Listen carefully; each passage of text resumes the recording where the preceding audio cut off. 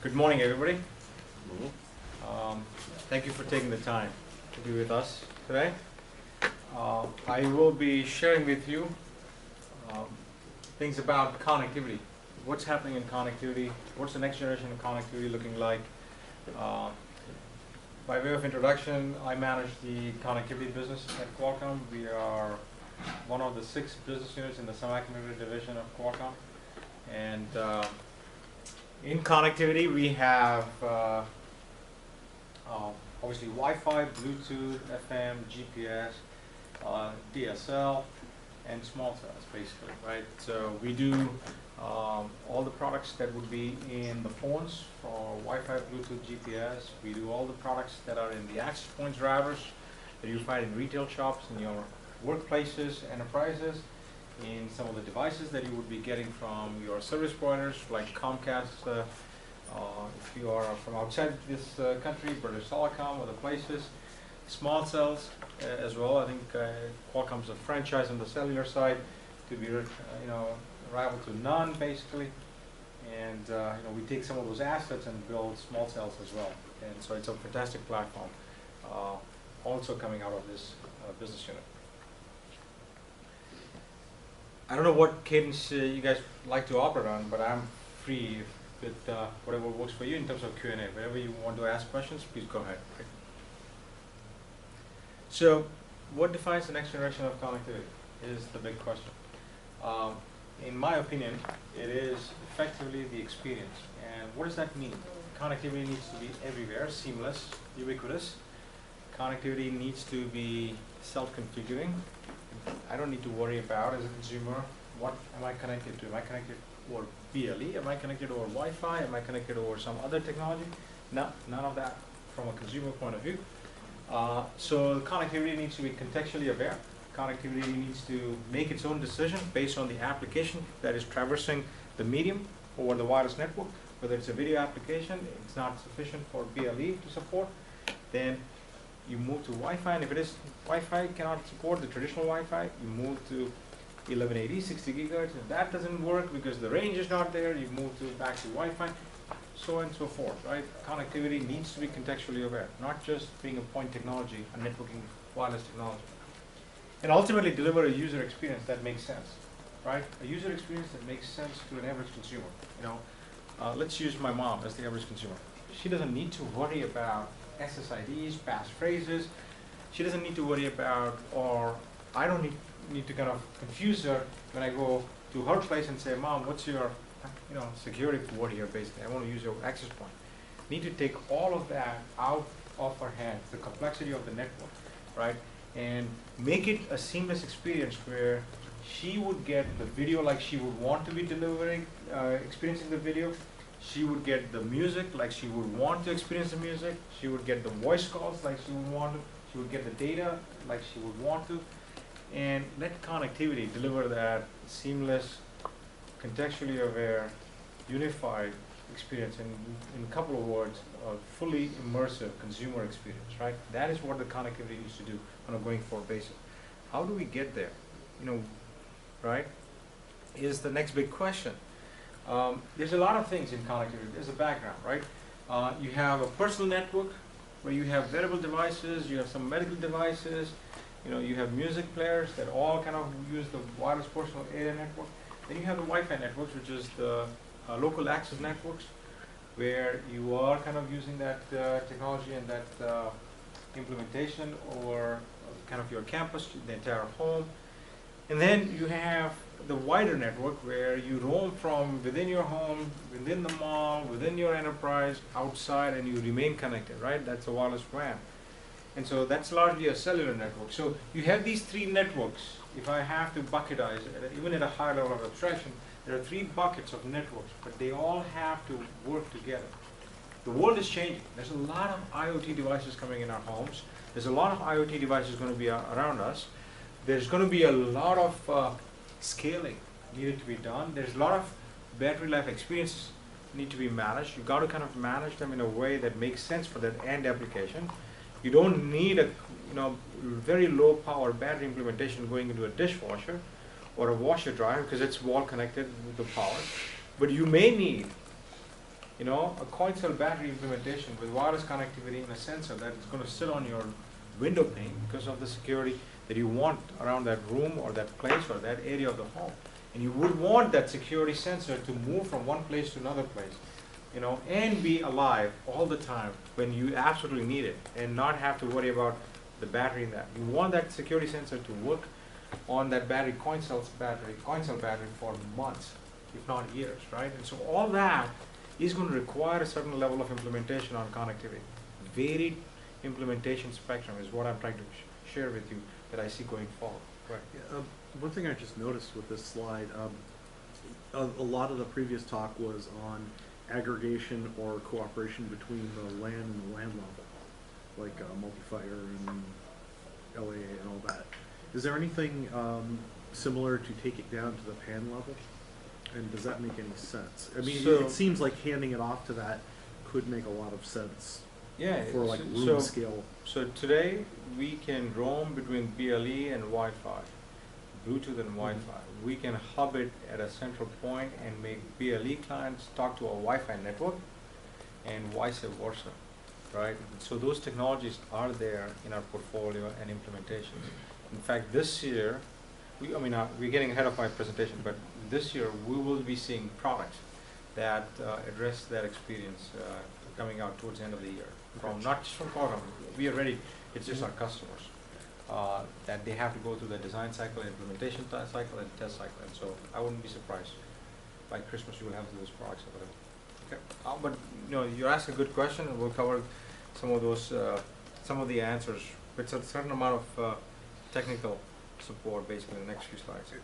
And I'm even thinking of going further than that, which is based on what you said, you can go from you can hand off between PAN and LAN, and if the next two LAN and WAN can hand off, there's A to B to C, but I'm thinking directly PAN to WAN. It can happen, right? If you want to skip the LAN, basically, and you can bring in the WAN inside over here. Generally, what happens is, you know, the coverage is not that great, but if you kind of supplement the LAN with a small cell implementation, then effectively is exactly what you are saying. So there's ways you can do that, and operators are trying all those implementations today. Okay. Any other questions?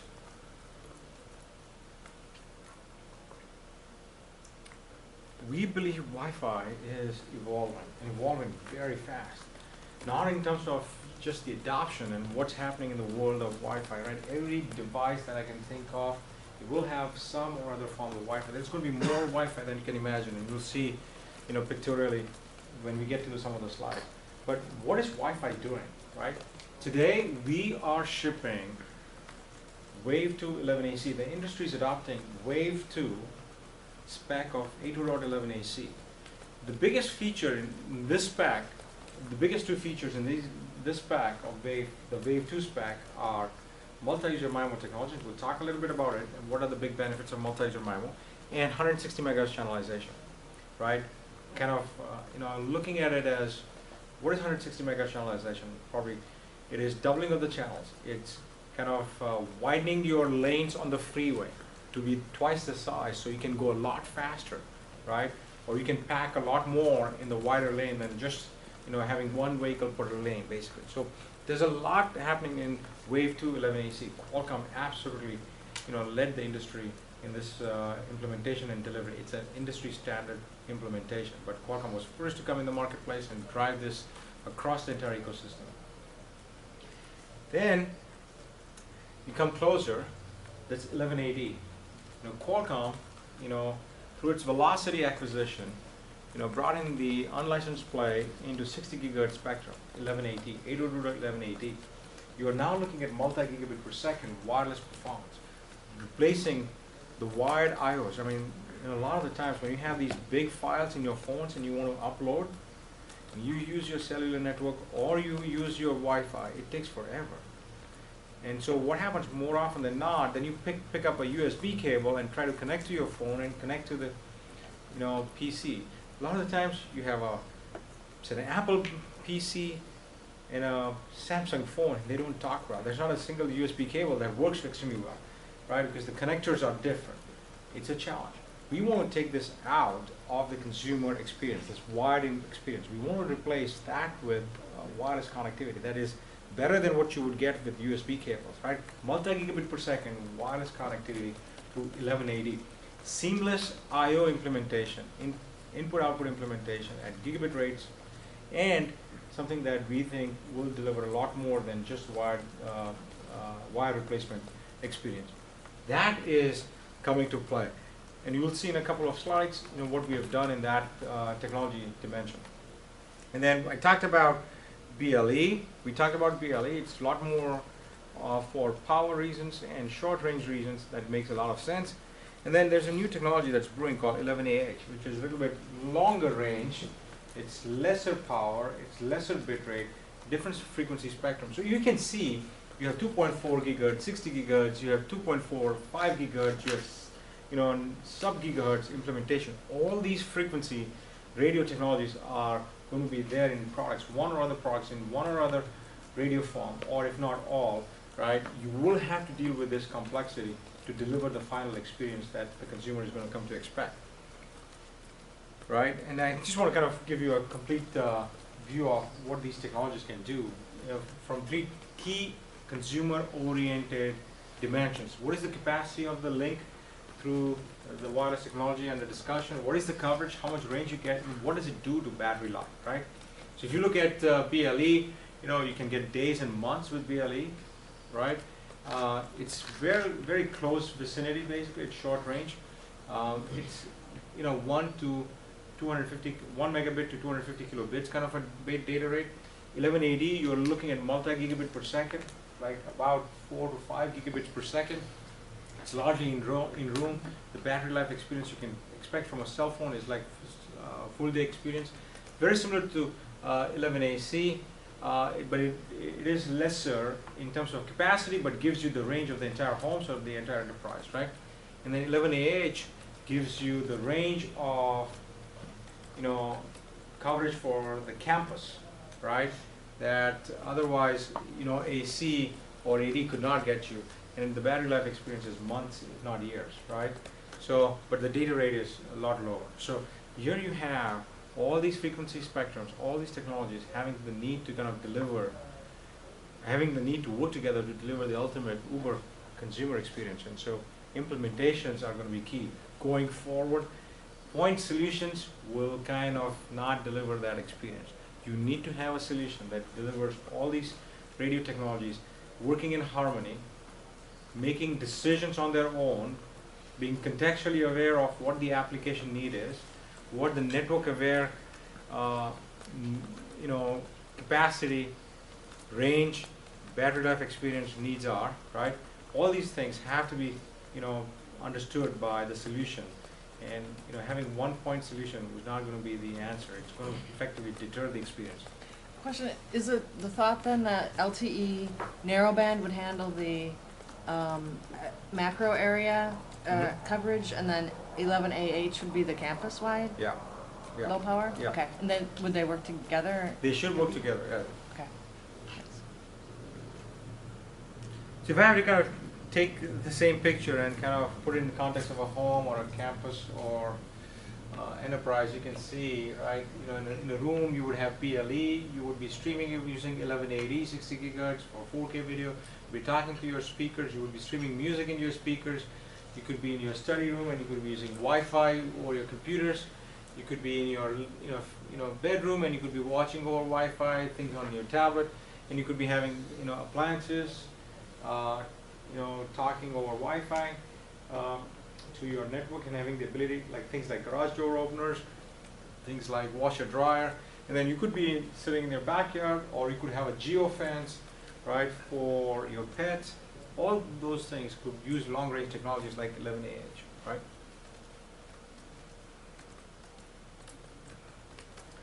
So what is multi-user MIMO? I think I talked about it earlier in the slide deck. Multi-user MIMO is a way of introducing the optimality on the bandwidth consumption that's there in the network infrastructure. Today, the network infrastructure is time division multiplexed by the clients.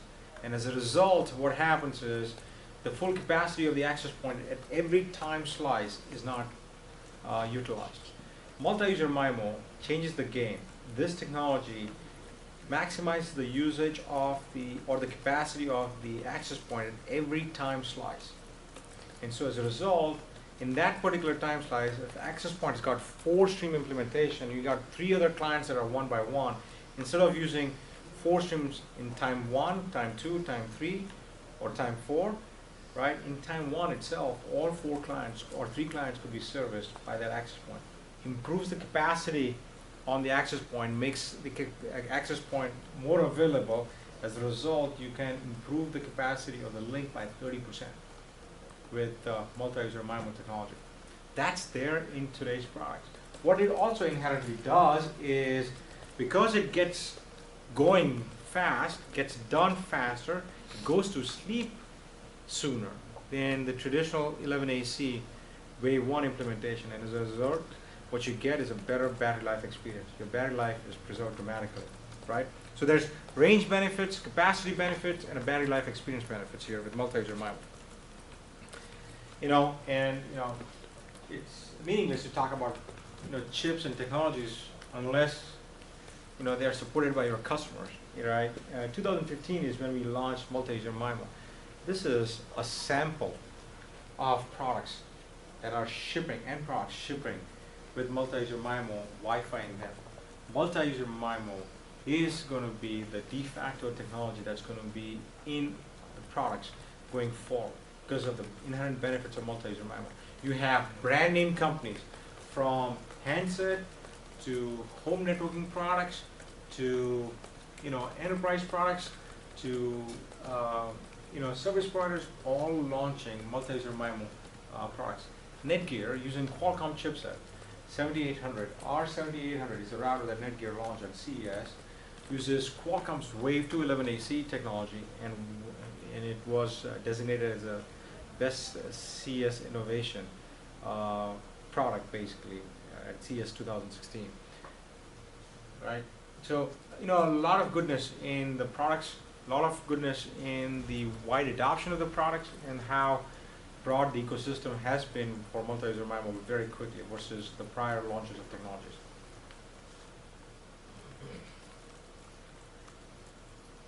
Well, I'll try to show you, how multi-user MIMO looks, right? This is not something that Qualcomm did, but, single research group tested single-user MIMO, which is the first generation of 11AC, with multi-user MIMO, which is the Wave 2 11AC, and downloaded, a video file in a 3,000 square foot home in a Bay Area location, right, in San Jose area, using the 1x1 single-user client and 1x1 multi-user client, and you can see the difference in the video performance, right? How fast, how the streaming experience changes as a result of having multi-user MIMO.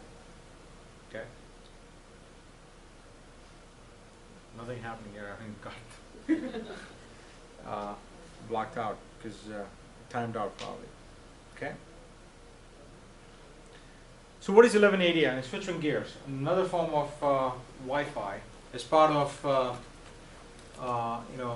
the Wi-Fi franchise. Basically, 60 gigahertz is a new spectrum. 1180 is the 60 gigahertz technology. It does, it lends itself to being, very easy to implement from a user experience point of view technology that ultimately replaces wired connectivity for file transfers and gets you similar, if not more, capacity as a wired connection, right? Up to 4.5 gigabits per second. It also is, by nature of the physics and how the technology is in that frequency spectrum, it gives you the ability to kind of design small antenna elements. And so for the thumbnail size, you could pack in 32 antennas, right? And it helps you direct the beam a lot more than you would with the traditional 11AC technology, right? So in a phone, you could have 32 element implementation, antenna element implementation in a small form factor, basically. Gives you high density connections with very little interference because of the narrower beams. It's got a high capacity, and as a result, again, the same philosophy as I've described in other technologies, it uses the radio very quickly for the same capacity file and gets done a lot sooner than other technologies, and as a result, you have a significantly improved battery life experience. 5 times lesser power is consumed per bit in 11AD versus 11AC. And I go back to one of the other slides that I shared with you, has the ability to roam between various frequency spectrums. For example, if I'm sitting in this room and I have the experience of kind of using 11AD, but I walk away from this room, I may lose the connection on 1180, but with Qualcomm's implementation of fast session transfer, I would be transferred into 11AC, which gives me a broader range coverage. So as a consumer, I have a seamless experience. As I move from one radio frequency to another radio frequency, I don't lose the connection. Okay? Can you use that same technology to deal with the short range of 60 gigahertz with the same sort of process? Yeah, it's the same thing. So fast session transfer works on 60 gig, and we can roam between 60 gig and Wi-Fi at short range too. If for some reason the network is congested or you're not able to get the same throughput or capacity that you would want, right? And again, like with everything else at Qualcomm, we just don't announce products unless our customers are committed to the program. And here at CES, we announced multiple customers with our 1180 in their products, right? Again, this is an ecosystem play. We just didn't stop at kind of building a smartphone. We kind of brought a router in so that every smartphone could talk to a router. And we also brought in a PC, OEM, that would have PCs that would have 60 gigs. So to sample a few, Lei TV, a Chinese smartphone maker, has implemented 60 gig in their products. They also have a docking design that ultimately kind of makes the television 60 gig capable television, and so as a result, between the phone and the television, you could have seamless communication. Obviously, TP-Link supports AC as well as 1180 in their routers. Acer supports 1180 as well as AC in some of their PCs. ASUS also announced with Qualcomm. There were a couple of other Japanese router makers that have already announced. There are a few other US OEMs that are working on 1180 in their routers, and we should expect them sometime in the next couple of quarters. Also, Intel is also shipping 1180 in their products, right? Wi-Fi Alliance is not going to be ready to do interoperability tests for a few months from now, right?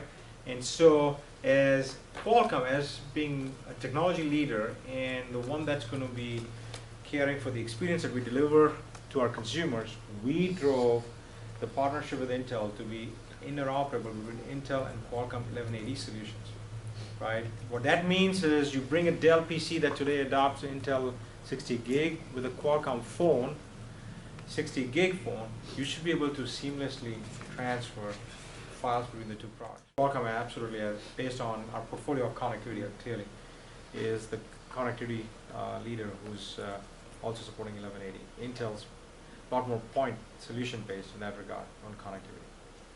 Yeah. Did you say you'll do this with others as well? Yeah. Want to? More than happy to support interoperability. Cybeam is another chipset suppliers that we interoperate with too. They're more on the base station side. Yeah. Aren't they?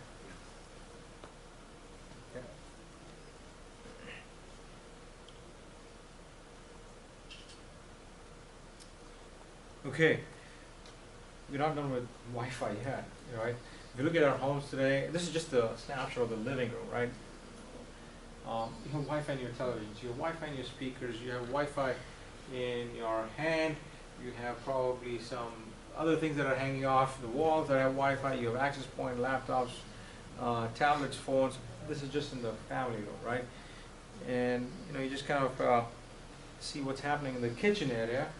If not today in your kitchens, I think very quickly in your kitchens, when you upgrade your appliances, you'll see, your cooking ranges with Wi-Fi. You'll see your microwaves with Wi-Fi. Your, water faucets with Wi-Fi. You may have a television screen in your, kitchen. Basically, you may have some other devices.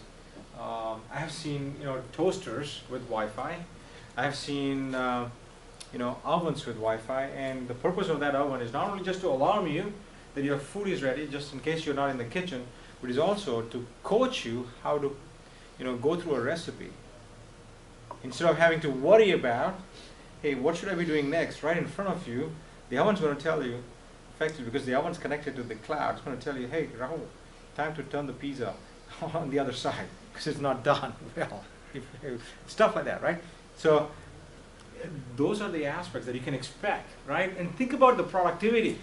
Think about things that you can do as a result, right? And so this is what you see happening in the kitchen. I can kind of, this is the family room view, this is the kitchen room view. I can see the backyard changing with all kinds of connectivity, right? And I can go on and on.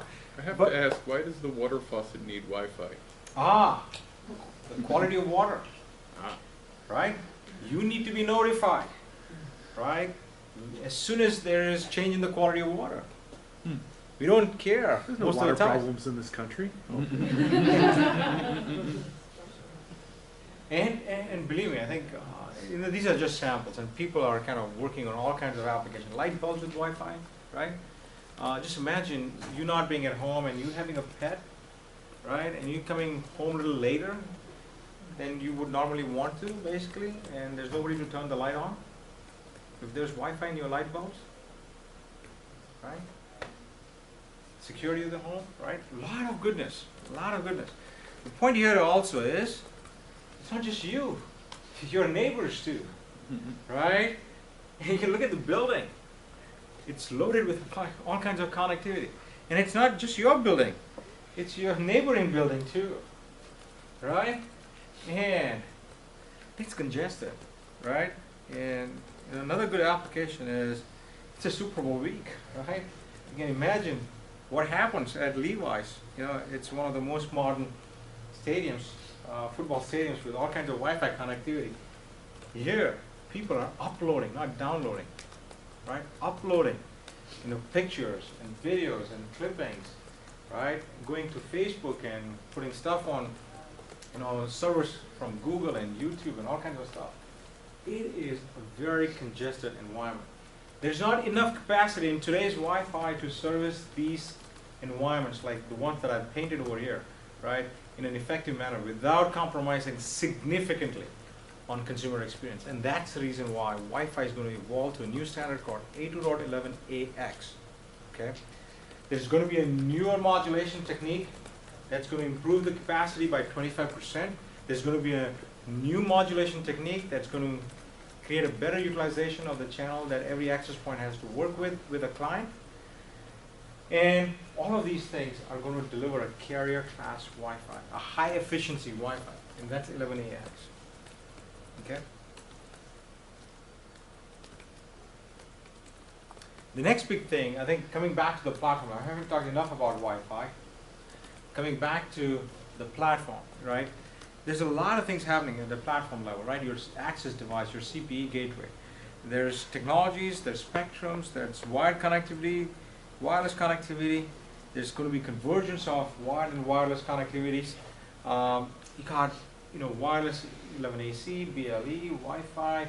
You got 60 gig, PLC, power line communication, Ethernet. You got broadband access coming to your home. The smart gateway is going to be a homologation or a hub for all these technologies coming together, so that any and every client you bring into your home network will work in your network, right? This is the hub. This is the clearing house, clearing platform for all technologies to be connected to have your clients connected to the internet, right? Another way of looking at it, I think, from a Qualcomm point of view, we do well, if not very well, in cellular product lines. We do extremely well in Wi-Fi in terms of the homes. We do very well in bringing small cells to the marketplace. We also have recently acquired DSL technology through the Iconos Communications acquisition, and we are bringing gigabit over copper through G.fast technologies, and we are working to build our fiber platforms and working with partners who are supplying fiber-based PON solutions in the marketplace. Okay.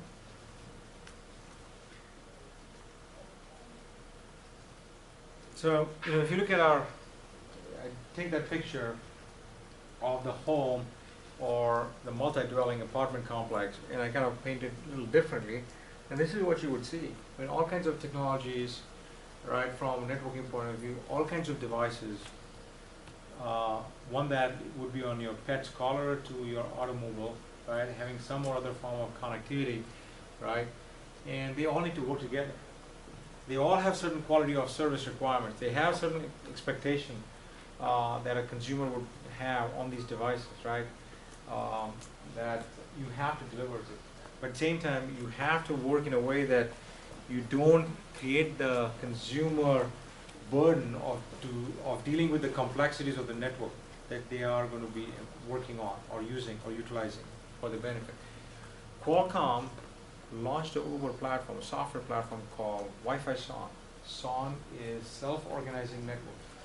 What this does is delivers the seamless user experience, contextually aware, immersive experience that I talked about on the first slide, without having the consumer to deal with the complexities of the network. Would that be the new term for mesh? Yeah, mesh is a component of Wi-Fi SON. That's a good question. Mesh is a component of Wi-Fi SON, right? It's a bigger umbrella, because I think people get confused. I don't know about you guys, but when I talked to my mom, about 2 years back, she asked me, "What are you working on?" I said, "AC." And she said, I thought you were in high tech. When did you switch to air conditioning?" Right? And I think I kind of making the point here. Wi-Fi SON is the answer to that. She does not need to worry about, is my repeater connected to the access point?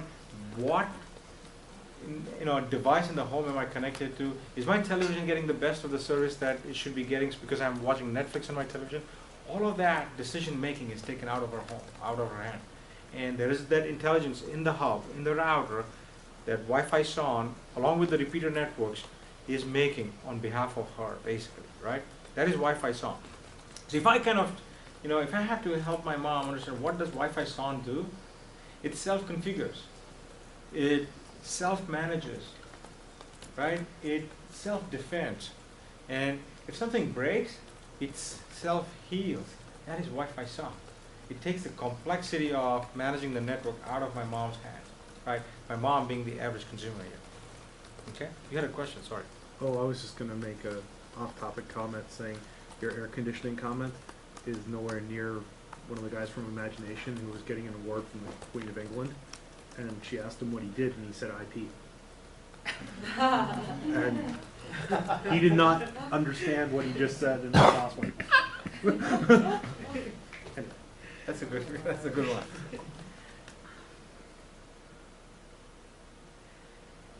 Okay, so like with everything else at Qualcomm, when we bring in new technology, we have customers supporting the acceptance of the technology and embracing the technology. Wi-Fi SON was announced by our customers at CES, right? And one of them demonstrated in a big way Wi-Fi SON, and that was D-Link, and they won the Best CES Innovation Award for the demonstration of the Wi-Fi SON in their D-Link network, right? It was fantastic. And many other customers, right? And brand name router makers like TP-Link, ASUS, Linksys, they all have announced support for Wi-Fi SON, if not in their products now, in products that are going to be launched this year. If I have to summarize, right, various point technologies that Qualcomm has delivered: multi-user MIMO 11AD, gigabit quality, G.fast over copper, power line home plug, LTE, LTE Advanced, LTE unlicensed band, Wi-Fi SON. More importantly, not only these point technologies which are great for the network and the experience, Qualcomm's bringing all these together in a converged manner in a platform that ultimately delivers one experience through that implementation of Qualcomm, right? We are all about delivering that one experience to the average consumer and not having the consumer to be burdened with dealing with point technologies, right? Thank you. Any questions? When you're talking about Wi-Fi in the home, what do you think about Thread and AllJoyn and maybe Zigbee, all those other ones? Where do they all come together So somehow? I think it's a very good question. So I anticipate multiple wireless connectivity technologies to be coming in the home. Thread is a little bit above the physical and the MAC layer. It's a layer that sits on top, and Thread supports multiple radio technologies underneath it. Zigbee is one of them. I expect you know, the hubs of the future, the router hubs of the future, to support multiple technologies as being the clearinghouse for working with all clients that will bring in different types of. So the consumer doesn't have to think Correct, about what. exactly. And Wi-Fi SON would effectively make those intelligent decisions if you have to kind of, at a network hub layer, where would you connect to, what would technology you would use to connect as well. How is the congestion in the network, right? Is the congestion in the network conducive to Wi-Fi or BLE to be the network of choice for that particular moment in time, for that particular application? All those decisions will be made by Wi-Fi SON. Could you elaborate on self-defending, just kind of what that means besides beyond kind of authentication? Yeah, I think, yeah, self-defending is clearly, I think, you know, preventing things that you would not want to be happening in the network, like access, right? Having parental control, having the ability to kind of manage what gets accessed at what time, having the ability to kind of, you know, if you bring in a repeater, for example, into the network, how does a repeater have a secure connection when introduced, right? So you bring the repeater close to the router, it kind of handshakes, and it effectively authenticates itself to be on that network, and so now the entire network is secure versus, you know, your security is usually as good as your weakest link, and you have kind of a setup there, you don't have any weakest links. I think that's the best way to go about doing it. So that's the self-defending dimension. Okay. So it is kind of self-authenticating devices. And not having, you know, quote unquote, the average consumer to kind of worry about. Right.